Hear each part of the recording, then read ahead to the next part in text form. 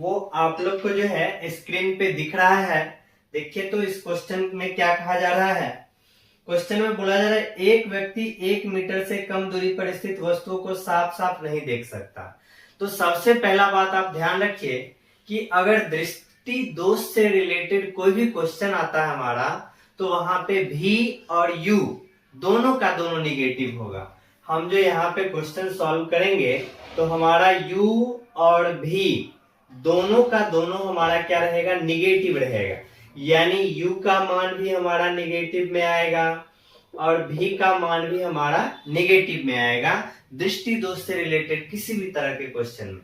अब यहाँ पे बोला जा रहा है एक व्यक्ति 1 मीटर से कम दूरी पर स्थित वस्तु को साफ साफ नहीं देख सकता।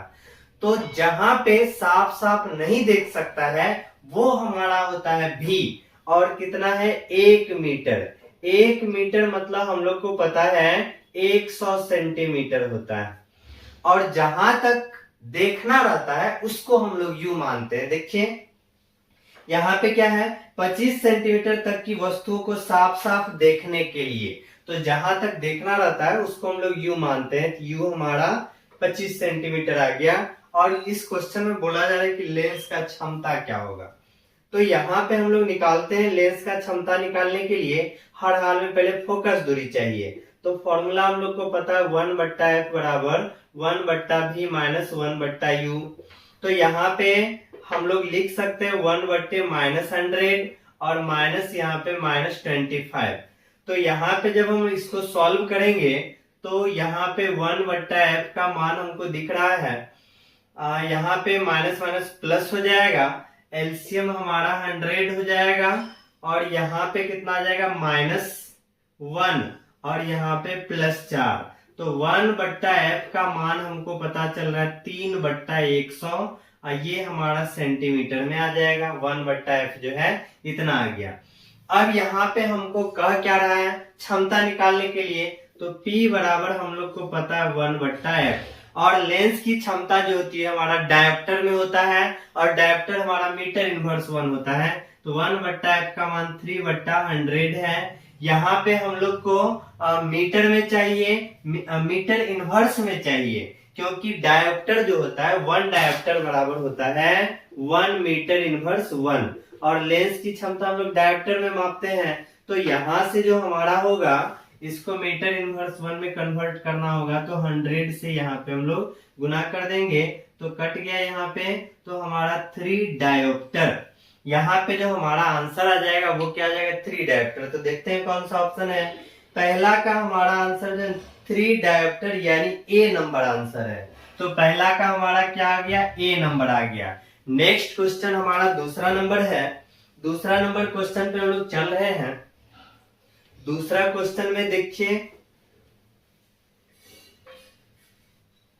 दूसरा क्वेश्चन आपको स्क्रीन पे दिख रहा है।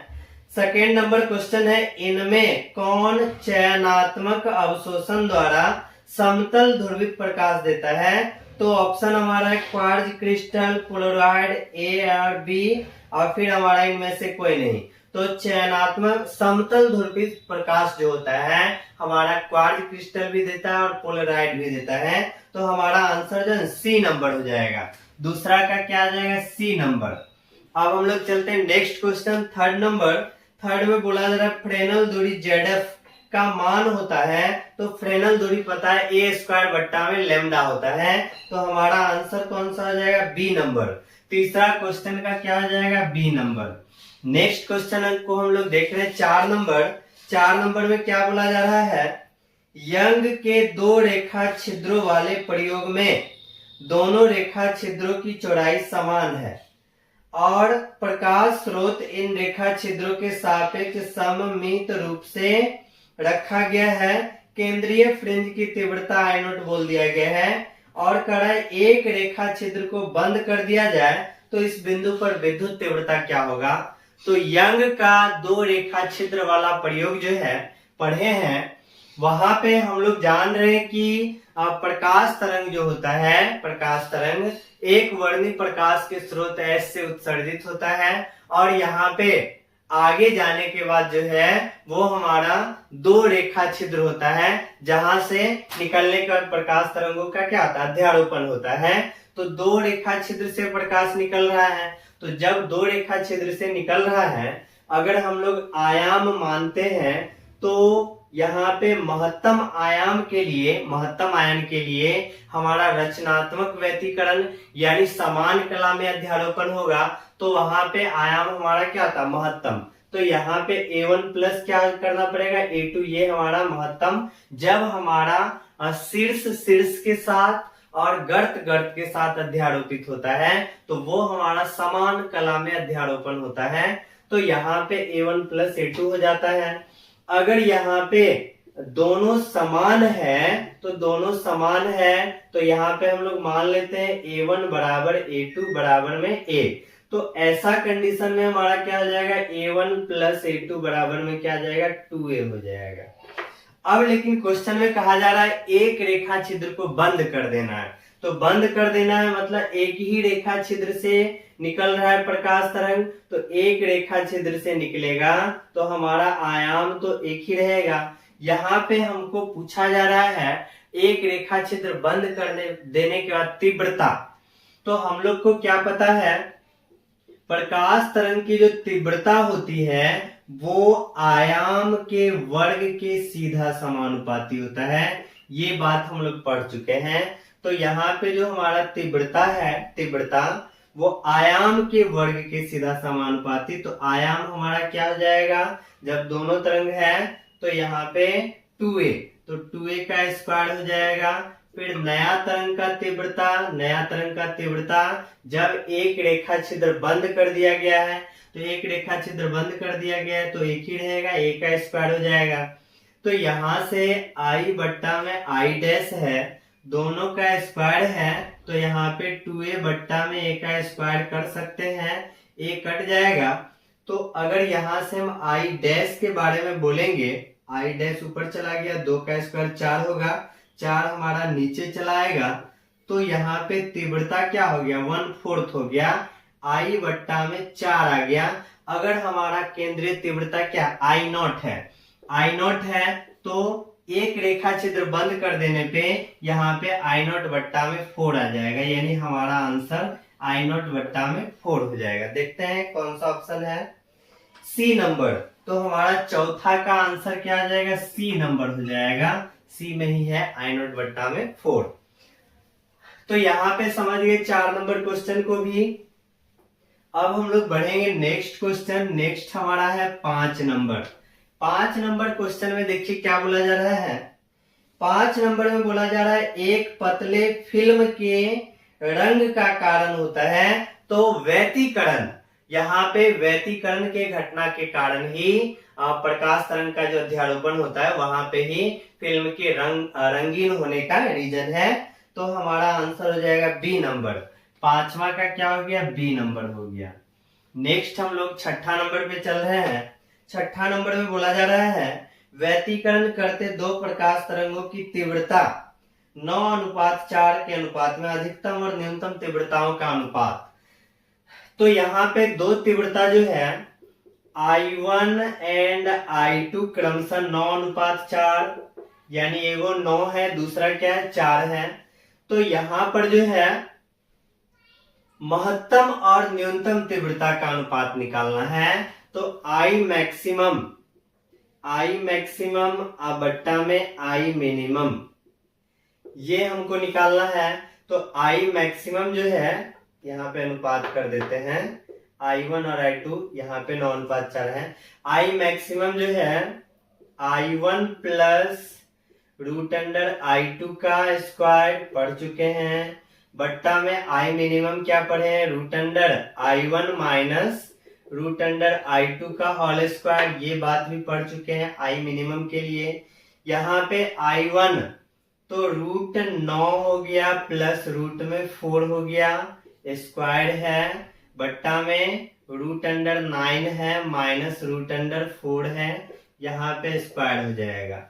यहाँ पे हम लोग देख रहे हैं 3 + 2 का स्क्वायर, 3 2 कितना होगा 5, 5 का स्क्वायर 25 हो गया। यहाँ पे 3 - 2, 3 में से 2 गया तो कितना बचा? 1, 1 का स्क्वायर कितना आ जाएगा? 1। तो यहाँ पे हमारा 25:1 हो जाएगा। देखते हैं कौन सा ऑप्शन है छठा का। छठा नंबर में 25:1 यानी पहला नंबर यानी ए नंबर आंसर। छठा का क्या हो जाएगा? ए नंबर हो गया। 6 नंबर क्वेश्चन सॉल्व कर लिए हैं। अब हम लोग नेक्स्ट क्वेश्चन पे चल रहे हैं 7 नंबर। 7 में क्या बोला जा रहा है? 7 नंबर क्वेश्चन देखिए। क्वेश्चन में बोला जा रहा है 4000 एंगस्ट्रम तरंग दैर्ध्य, मतलब किसका मान दे दिया? लेमडा का मान दे दिया है। 4000 एंगस्ट्रम है और एंगस्ट्रम मतलब पता है 10 के पावर -10 मीटर हो जाता है। इसके बाद देखिए क्या दिया हुआ है क्वेश्चन में। तरंग दैर्ध्य वाले प्रकाश का व्यवहार किया जाता है 1 मिलीमीटर चौड़ाई की फ्रिंज, यानी फ्रिंज की चौड़ाई जो है ना 1 मिलीमीटर। फ्रिंज की चौड़ाई को किससे दर्शाते हैं? बीटा से। और ये कितना? 1 मिलीमीटर। मिलीमीटर मतलब पता है 10 के पावर -3 मीटर होता है। इसके बाद देखिए क्या बोला जा रहा है, 1 मीटर की दूरी पर रखे पर्दे पर प्राप्त होती है, यानी पर्दे की दूरी हमारा कितना? 1 मीटर। तो कैपिटल डी हमारा क्या हो गया? 1 मीटर हो गया। ये तो मीटर में ही है। फिर आगे देखिए, 2 कलाबद्ध स्रोत के बीच का विलगाव होना चाहिए, यानी यहाँ पे हमसे डी पूछा जा रहा है।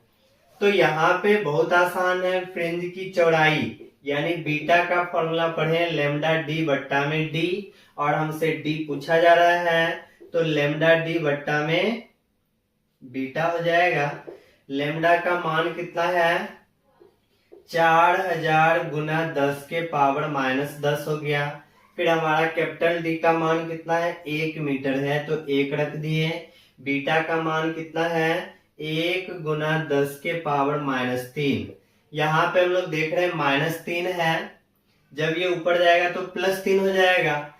और यहाँ पे भी 4 पे 3 गो 0 है तो 3 3 6 हो गया, और 6 यहाँ पे -10 तो यहाँ पे हमारा -4 आ गया। अगर एक माइनस को हटा देते हैं तो 0.4 गुना 10 के पावर -3 मीटर, और इसी बात को हम लोग लिख सकते हैं 0.4 मिलीमीटर। 10 के पावर -3 हटा तो मिलीमीटर। तो हम देखते हैं कौन सा ऑप्शन है। 7 नंबर है 0.4 mm, यानी हमारा आंसर जो है डी नंबर। तो चौथा का क्या हो जाएगा? 7वां का क्या आ जाएगा? D number. 7 नंबर का आंसर हम लोग देख लिए डी नंबर है। अब हम लोग नेक्स्ट क्वेश्चन की तरफ बढ़ रहे हैं।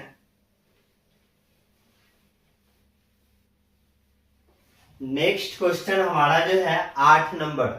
8 नंबर में देखिए क्या बोला जा रहा है, यंग के व्यतिकरण प्रयोग में कला संबद्ध स्रोत के बीच की दूरी 1 मिलीमीटर, यानी यहाँ पे हमारे पास स्मॉल डी का मान जो है 1 मिलीमीटर दे दिया गया है। 1 मिलीमीटर मतलब पता है 10 के पावर -3 मीटर।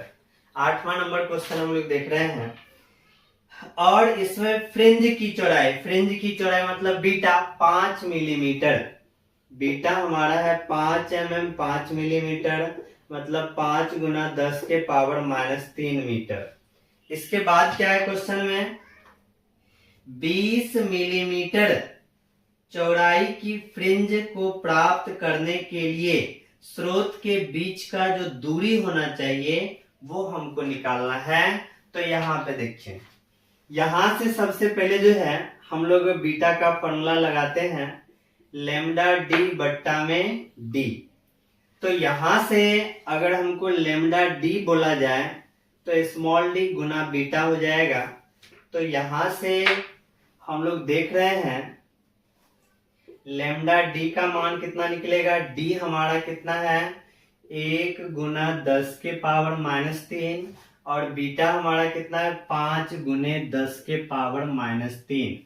तो यहां से हम दिख रहा है 5 गुने 10 के पावर -6 मीटर हो गया। फिर क्वेश्चन में कहा जा रहा है कि हमारा जो फ्रिंज का चौड़ाई है वो कितना दिया हुआ है क्वेश्चन में, 20 मिलीमीटर। 20 मिलीमीटर है और यहां से हमको डी निकालना, और लेमडा डी का मान तो यहां से निकल गया। तो फॉर्मूला लगाते हैं बीटा बराबर लेमडा डी बट्टा में डी। तो यहां से हमको डी निकालना है, तो लेमडा डी बट्टा में ये हमारा बीटा आ जाएगा। लेमडा डी का मान देखिए कितना निकला है, 5 गुने 10 के पावर -6, और बीटा का मान कितना 20 मिलीमीटर, तो 20 गुना 10 के पावर -3 हो जाएगा। यहाँ पे अगर हम इसको कट करेंगे तो 5 से कितना बार में, 4 बार में कट गया, और ये -3 हमारा है ऊपर जाएगा तो +3 हो जाएगा। +3 हो गया, तो यहाँ पे 1/4 मतलब 0.25 गुना 10 के पावर -3, यानी हमारा हो जाएगा 0.25 mm। देखते हैं कौन सा ऑप्शन है 0.25 mm है। तो हमारा ऑप्शन क्या है, सी नंबर। 8 का क्या आ जाएगा, सी नंबर आ जाएगा। 8 नंबर में देख लिए कि हमारा क्या आंसर है, सी। अब इसको जो है फिर मिटाते हैं, नेक्स्ट क्वेश्चन पे हम लोग चलते हैं। सब क्वेश्चन जो है ध्यान से देखिए, बनाइए, समझिए इसको। क्वेश्चन जो है इसी सब टाइप का रहता है, संख्यात्मक मान चेंज भी रह सकता है या सेम भी दिया जा सकता है। अब हमारा जो है 9 नंबर क्वेश्चन है। 9 नंबर क्वेश्चन में बोला जा रहा है 0.01 गुना 10 के पावर -2 मीटर से विलग 2 कलाबद्ध स्रोत, यानी डी का मान हमारा हो गया, स्मॉल डी का मान 0.01 गुना 10 के पावर -2 मीटर, यहाँ पे लिख दिए। इसके बाद बोला जा रहा है 0.6 गुना 10 के पावर -2 मीटर चौड़ी फ्रिंज, यानी बीटा का मान जो हमारा हो गया 0.6 गुना 10 के पावर -2 मीटर, इसका मान हो गया बीटा का। इसके बाद 1 मीटर की दूरी पर रखा पर्दा, तो पर्दा का दूरी हमारा हो गया 1 मीटर, कैपिटल डी हो गया हमारा 1 मीटर। क्वेश्चन में क्या पूछा जा रहा है, व्यवहार किए गए प्रकाश का तरंग दैर्ध्य पूछा जा रहा है, तो तरंग दैर्ध्य हमारा लेमडा हो गया।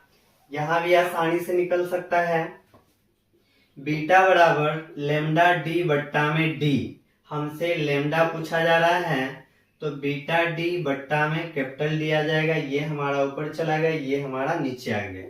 बीटा का मान देखिए क्वेश्चन में कितना है, 0.6 गुना 10 के पावर -2 है। स्मॉल डी का मान क्या है, 0.01 गुना 10 के पावर -2 है, और बट्टा में कैपिटल डी कितना हमारा 1 मीटर है। यहाँ पे गुना कर देते हैं, 6 से जब इसको गुना करेंगे 0.006, और यहाँ पे हमारा कितना आ जाएगा, -2 और -2 -4, इतना हमारा मीटर आता है। देखते हैं आंसर किस रूप में है, 9 नंबर है। आंसर हमारा 6 के रूप में है, तो यहाँ पे 6 के रूप में लाना है, तो देखिए यहाँ पे 1 2 3, तो 6 गुना 10 के पावर, यहां से 3 कर देंगे, 3 दशमलव यहाँ पे आगे किए, तो यहाँ पे हमारा आ जाएगा 3, यहाँ पे घटा देंगे, तो कितना आ जाएगा, -7 मीटर। 6 गुना 10 के पावर -7 मीटर, तो हमारा आंसर क्या है, सी नंबर। नम्मा का क्या हो जाएगा, सी नंबर आंसर हो गया। तो इस तरह से 9th नंबर क्वेश्चन को भी हम लोग सॉल्व कर लिए। अब हम लोग धीरे धीरे बढ़ रहे हैं आगे, और किस पे पहुंच गए, क्वेश्चन नंबर 10 पे। क्वेश्चन नंबर 10 देखिए तो क्या बोला जा रहा है, 10 में बोला जा रहा है किसी प्रिज्म की वर्ण विक्षेपण क्षमता निर्भर करती है। ऑप्शन है अपवर्तन कोण पर, पदार्थ की प्रकृति पर, प्रिज्म के आधार की चौड़ाई पर, तो आपतन कोण पर। तो वर्ण विक्षेपण हमारा प्रिज्म के पदार्थ की प्रकृति, वर्ण विक्षेपण यानी वहां पे जो विभिन्न रंग विक्षेपण हो रहा है, विभिन्न कलर में विभक्त हो रहा है, तो वहां पे प्रिज्म के प्रकृति पे, हमारा प्रिज्म किस प्रकृति का है इस पे डिपेंड करता है। तो आंसर हमारा क्या आ जाएगा, 10 नंबर का बी। 10 का आंसर क्या आ गया, बी। नेक्स्ट क्वेश्चन देखिए तो 11 में बोला जा रहा है जब पानी की सतह पर तेल की एक बूंद फैला दी जाती है, तब सूरज के प्रकाश में अनेकों सुंदर वर्ण दिखलाई पड़ते हैं। इसका कारण है प्रकाश का व्यतिकरण। व्यतिकरण की घटना के कारण ही जल के सतह पर तेल का कण जो है रंगीन दिखाई देता है। तो व्यतिकरण हो जाएगा हमारा सी नंबर हो जाएगा। 11 का क्या हो गया सी। नेक्स्ट क्वेश्चन देखिए 12 नंबर। 12 में बोला जा रहा है प्रकाश का व्यतिकरण संभव है। तो प्रकाश का व्यतिकरण कब संभव है? ए में है 2 स्वतंत्र प्रकाश स्रोतों द्वारा, बी में है केवल एक ही मूल स्रोत से प्राप्त समान तरंगदैर्घ्य के 2 तरंगों द्वारा, केवल स्वतंत्र तरंगों के भिन्न भिन्न तरंगों द्वारा, इनमें से कोई नहीं। तो प्रकाश का व्यतिकरण जो संभव है वो समान तरंगदैर्घ्य के 2 तरंगों द्वारा, यानी एक ही मूल स्रोत से प्राप्त समान तरंगदैर्घ्य के 2 तरंगों द्वारा संभव है व्यतिकरण का घटना। तो 12 का आंसर क्या आ जाएगा? बी नंबर हो जाएगा। 12 का आंसर बी नंबर हो गया। अब हम चलते हैं नेक्स्ट 13 नंबर। फ्रिंज की चौड़ाई दूरी है।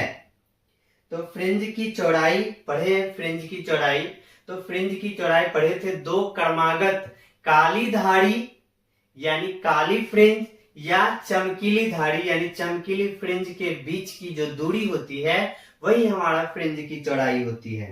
तो यहाँ पे क्वेश्चन है केवल 2 काली, ऑप्शन जो है केवल 2 काली फ्रिंज गलत है, केवल किन्हीं 2 चमकीली फ्रिंज ये भी गलत है, किन्हीं 2 क्रमवर्ती काली या चमकीली फ्रिंजों के बीच की दूरी। तो हमारा यही हो जाएगा 13 नंबर का क्या आ जाएगा? सी नंबर। 13 का हमारा आंसर क्या आ गया? सी आ गया। नेक्स्ट हम लोग चल रहे हैं 14 नंबर क्वेश्चन पे। 14 नंबर क्वेश्चन में देखिए 2 कला संबद्ध स्रोत के कारण प्रकाश के व्यतिकरण में फ्रिंज की चौड़ाई होती है। तो तरंगदैर्घ्य के सीधा समानुपाती तरंगदैर्घ्य, फ्रिंज की चौड़ाई हम लोग पढ़े हैं बीटा बराबर होता है लैम्डा डी बट्टा में डी। तो फ्रिंज की चौड़ाई जो होता है तरंगदैर्घ्य के सीधा समानुपाती होता है। 14 का देखिए ए नंबर ही ऑप्शन है।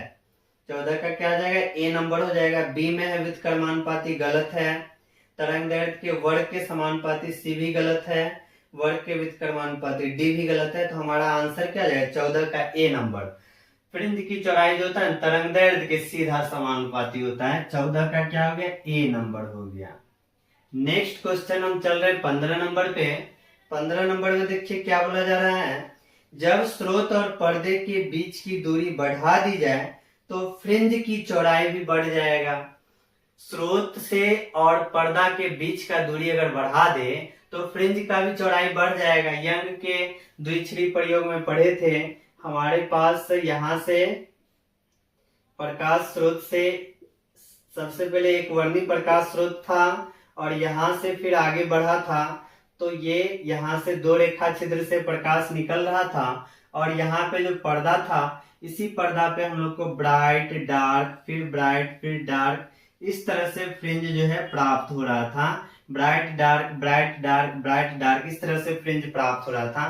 पर्दा का दूरी और अगर हम लोग बढ़ा देते हैं तो फ्रिंज की चौड़ाई भी क्या आ जाएगा? बढ़ जाएगा, निश्चित रूप से बढ़ जाएगा। तो हमारा आंसर क्या आ जाएगा? कौन सा नंबर था? 15। 15 का ए बढ़ती है। 15 में क्या आंसर हो जाएगा? ए बढ़ती है। अब हम लोग चल रहे हैं नेक्स्ट क्वेश्चन हमारा है 16 नंबर। 16 में देखिए क्या बोला जा रहा है, यदि प्रकाश का तरंगदैर्घ्य लैम्डा 2 कला संबंध स्रोत के बीच की दूरी डी तथा पर्दा एवं स्रोत के बीच की दूरी कैपिटल डी, तो व्यतिकरण फ्रिंज की चौड़ाई का समीकरण तो लैम्डा डी बट्टा डी फॉर्मूला कितना बार अभी हम लोग यूज कर चुके हैं। तो सी नंबर आंसर हो जाएगा। फ्रिंज की चौड़ाई लैम्डा डी बट्टा डी, सी नंबर आंसर हो जाएगा। तो यहाँ पे अब हम लोग 17 नंबर क्वेश्चन में समपोषी व्यतिकरण के लिए तरंगों का पथांतर। तो समपोषी व्यतिकरण को ही हम लोग जो है ना रचनात्मक व्यतिकरण कहते हैं। समपोषी व्यतिकरण बोलिए या रचनात्मक व्यतिकरण बोलिए।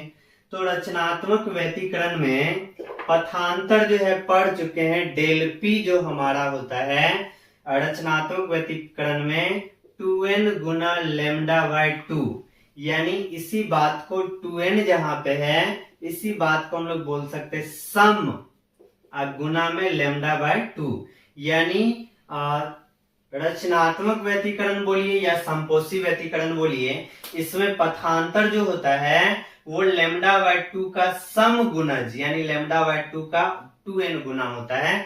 तो देखिए क्या इसमें बोला जा रहा है, संपोषी व्यतिकरण के लिए तरंगों का पथांतर होना चाहिए, तो लैम्डा बाय 2 का विषम गुणज पहला तो होगा नहीं, लैम्डा बाय 2 का सम गुणज यानी बी नंबर आंसर हो जाएगा। 17 का हमारा क्या हो गया, बी नंबर हो गया। 17 का आंसर बी नंबर है। नेक्स्ट क्वेश्चन पे हम लोग चल रहे हैं 18 नंबर। 18 नंबर में देखिए क्या बोला जा रहा है, यंग के दो छिद्र प्रयोग में रचनात्मक व्यतिकरण उत्पन्न करने वाली तरंगों के बीच का पथांतर का मान नहीं होता है। रचनात्मक व्यतिकरण पथांतर का मान नहीं होता है, तो हम लोग पढ़े दो व्यतिकरण, एक हमारा रचनात्मक होता है और दूसरा हमारा विनाशी होता है। तो रचनात्मक में पथांतर जो हम लोग पढ़े हैं डेल पी बराबर 2n गुना लैम्डा बाय 2, ये हम लोग पढ़े हैं।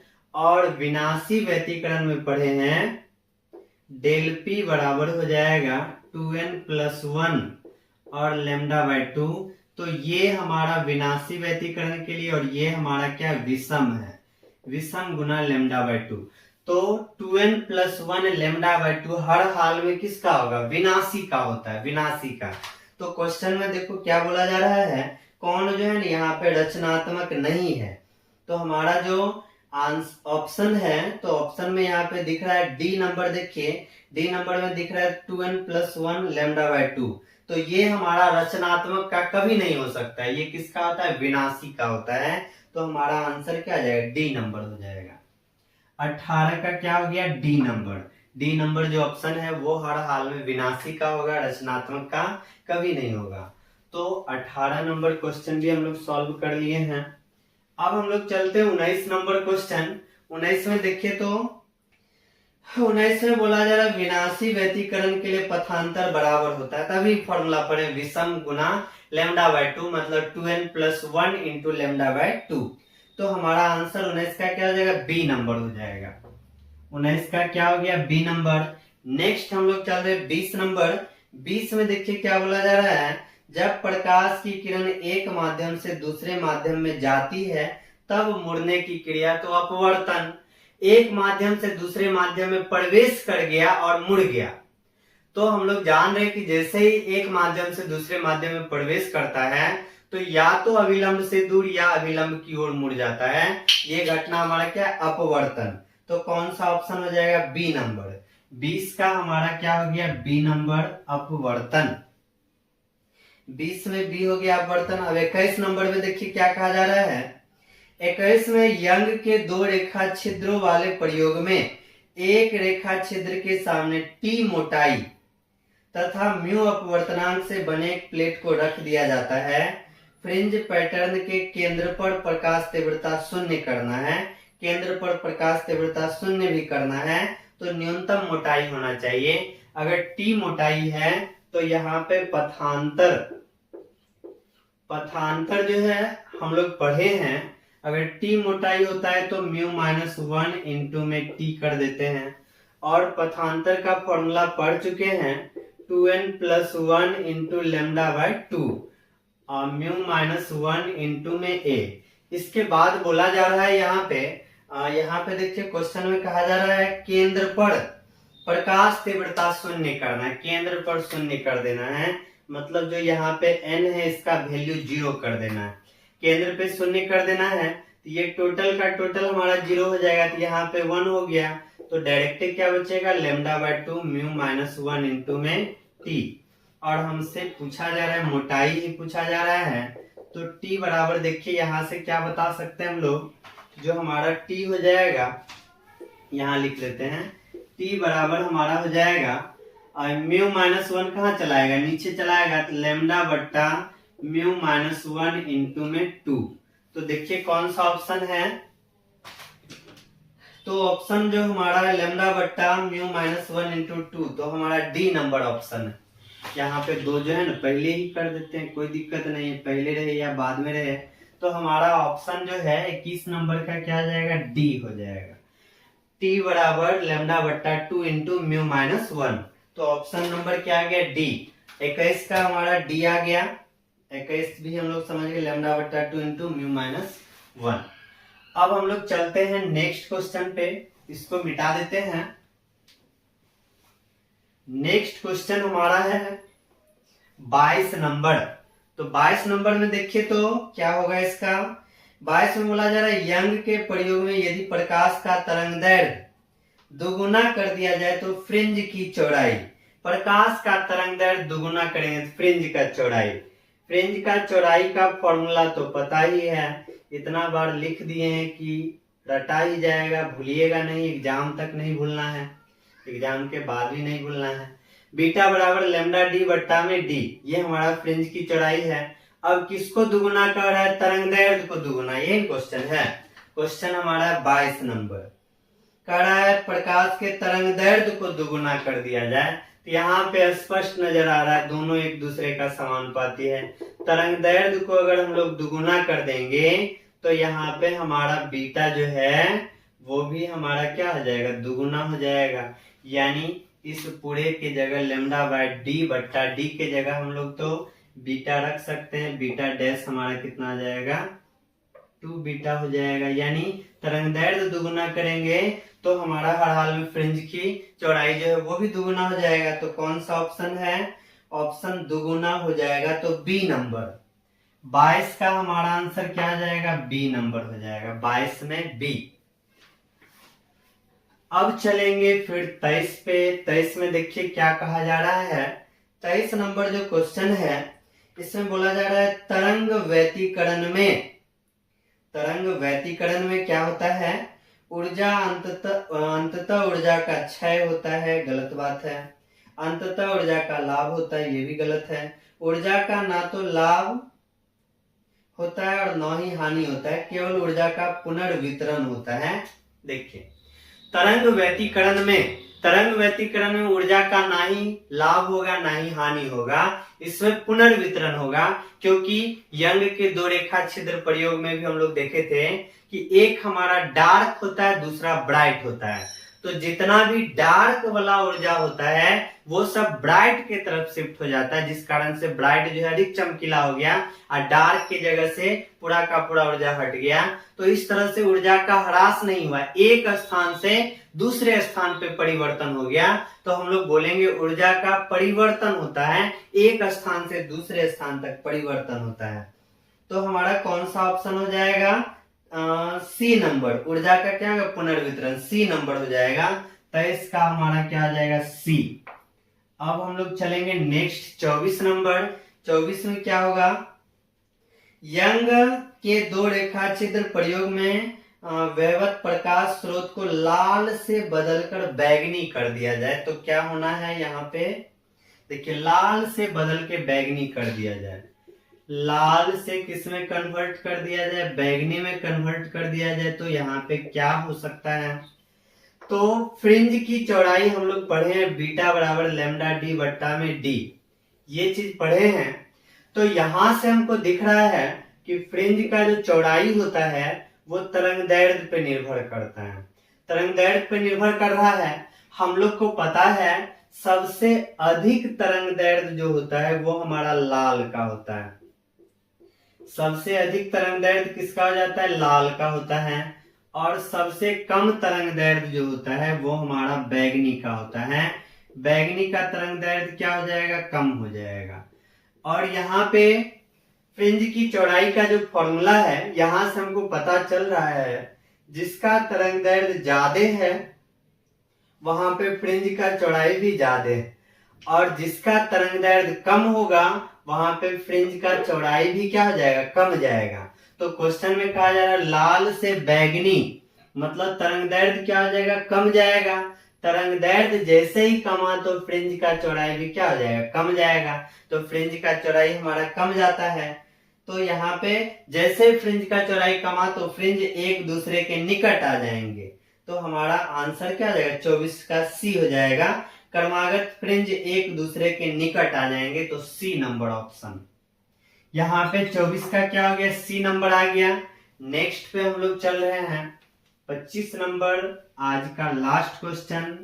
25 नंबर देखिए क्या बोला जा रहा है, दो कला संबद्ध एक वर्ण प्रकाश पुंज जिसकी तीव्रताओं का अनुपात 1:4 है, और यहाँ पे महत्तम और न्यूनतम तीव्रता का अनुपात बहुत आसान है। यहाँ पे महत्तम और न्यूनतम तीव्रता का अनुपात पढ़े आई मैक्सिमम बट्टा में आई मिनिमम। तो आई मैक्सिमम होता है √i1 प्लस √i2 का होल स्क्वायर, और मिनिमम जो होता है √i1 माइनस √i2 का होल स्क्वायर। तो तीव्रताओं का अनुपात कितना है, 1:4 है, ये ना 1:4 है। तो I1 हमारा 1 है और I2 हमारा कितना है, 4 है, इसका स्क्वायर कर दिए, बट्टा में I1 हमारा 1 है और I2 हमारा कितना है, 4 है, इसका भी स्क्वायर कर दिए। यहां से 1 निकलेगा, यहां से 2, तो 2 1 3, 3 का स्क्वायर कितना हो जाएगा, 9। यहां से 1 निकलेगा और यहां से हमारा 2 निकलेगा, तो 1 में से 2 घटा दिए तो हमारा -1, -1 का स्क्वायर कितना हो जाएगा, 1 हो जाएगा। तो यहां से हमारा अनुपात 9:1। तो देखिए 25 का कौन सा हो जाएगा, 9:1। तो 25 का हमारा डी नंबर हो जाएगा। तो आज का 25 ऑब्जेक्टिव क्वेश्चन पूरा कर लिए हैं, और सभी ऑब्जेक्टिव को निश्चित रूप से देखिए, निश्चित रूप से इसमें अगर किसी तरह का दिक्कत हो तो बोलिए। और सभी ऑब्जेक्टिव क्वेश्चन जो है बोर्ड की दृष्टिकोण से काफी इंपॉर्टेंट क्वेश्चन बता रहे हैं। तो आज भी हमारा 25 ऑब्जेक्टिव क्वेश्चन का डोज जो है पूरा हो गया। फिर मिलते हैं नेक्स्ट वीडियो में नेक्स्ट 25 क्वेश्चन के साथ। धन्यवाद।